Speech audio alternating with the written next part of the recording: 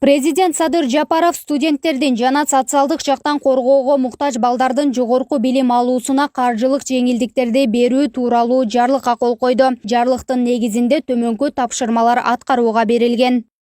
Президент төмөнкү иштерди аткарууну тапшырды. 2021-2022 окуу жылына жогорку жана орто кесиптик мамлекеттик билим берүү уюмдарында окуу акысынын тарифтери кийинки 3 окуу жылында Кыргызстандын жарандары болуп эсептелген студенттер үчүн көбөйтүлбөөгө тийиш. Жетим, ата-энесин багуусунан ажыраган балдарга, бала кезинен майып адамдарга, майып балдарга, биринчи жана экинчи топтогу майып жарандарга жогорку кесиптик окуу жайлары үчүн мамлекеттик билим берүү гранттарынын 5% жыл сайын берилип турууга тийиш. Министрлер кабинети 2 айлык мөөнөттө төмөнкү зарыл чараларды көрсүн. Менчигинин түрүнө карабастан жогорку жана орто кесиптик билим берүү уюмдарынын студенттерине окуу акысынын наркын 10 айдын ичинде бөлүп төлөө мүмкүндүгүн берүү.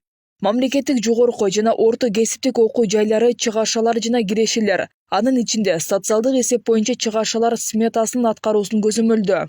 Мамлекеттик жогорку жана орто кесиптик окуу жайларын мамлекеттин үлүшү бар банктарда тейлөөгө өткөрүү.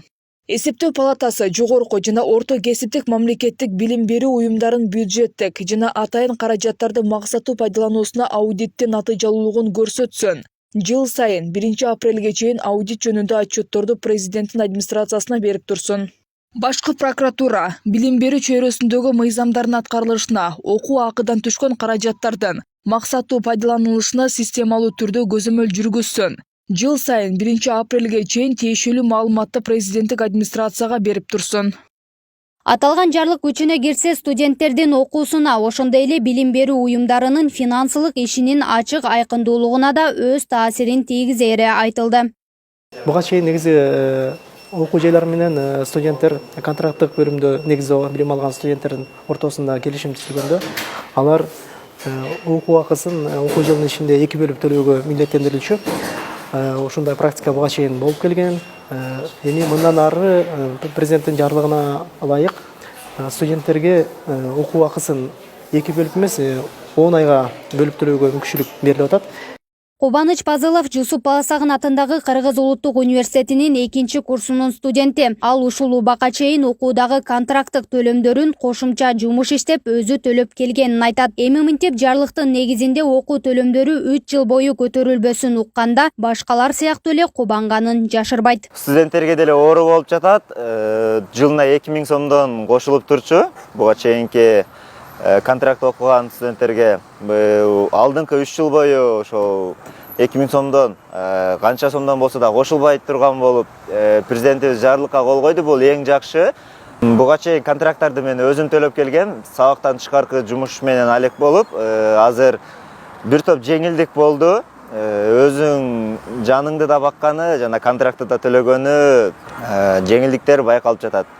Дастан Камчыбековдагы ден соолугуна мүмкүнчүлүгү чектелгенине карабастан группалаштары менен тең тайлашып окуп жаткан убагы. Буга чейин анын контракттык төлөмдөрүнө мамлекет тарабынан жеңилдик каралганы менен калган бөлүгүн өз убагында төлөөдө кыйынчылыктар жаралганын айтат. Азыркы учурда мен бөлүп төлөйм. Ошол эле декабрь айына чейин мисалы 50%-ын берген болсом, андан кийин дагы 50%-ын берем да. Ата-энебизге дагы көз каранды болбогонду каалайбыз да.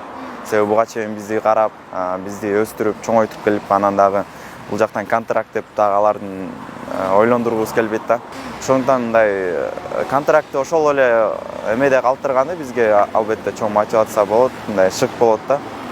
Өлкө боюнча жалпы 73 жогорку окуу жай бар. Анын 33-ü мамлекеттик, 40-ы жеке менчик болуп саналат. Анда быйылкы жылдын эсебинен 219 миңден ашуун студенттер билим алууда. Ал эми 153 орто кесиптик билим берүүчү окуу жайында окуган студенттердин саны 90 миңди түзөт. Гүлдан Амомунова, Калыс Өмүралиев, Регион телеканалы, Бишкек шаары.